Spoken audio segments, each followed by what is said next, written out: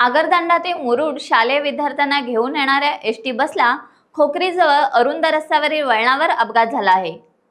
समोरून भरधाव येणाऱ्या 4 चाकी वाहनाला साईड देताना हा अपघात झाला। यात बस पलटी झाल्याने 11 विद्यार्थ्यांना मुका मार लागला असून त्यांच्यावर मुरुडच्या ग्रामीण रुग्णालयात उपचार सुरू आहेत।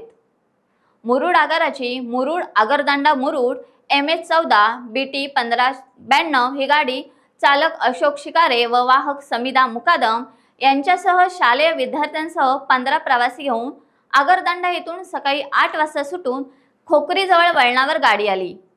यावेळी समोरून भरधाव येणाऱ्या 4 चाकी वाहनाला साईड देताना पावसामुळे तसेच या ठिकाणी रस्त्याच्या कडेला पाण्याची पाईपलाईनचे कामात माती आल्याने अचानक घसरून पलटी झाली। गाडीमध्ये एकूण 15 जण होते। यात आगरदांडा येथून मुरुड शाळेत येणाऱ्या 11 विद्यार्थ्यांना मुका मार लागला। त्यांना तातडीने घटनास्थळावरून मुरुडच्या ग्रामीण रुग्णालयात आणण्यात आले असून त्यांच्यावर उपचार सुरू आहेत।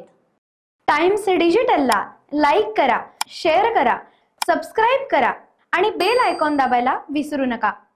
Times digital.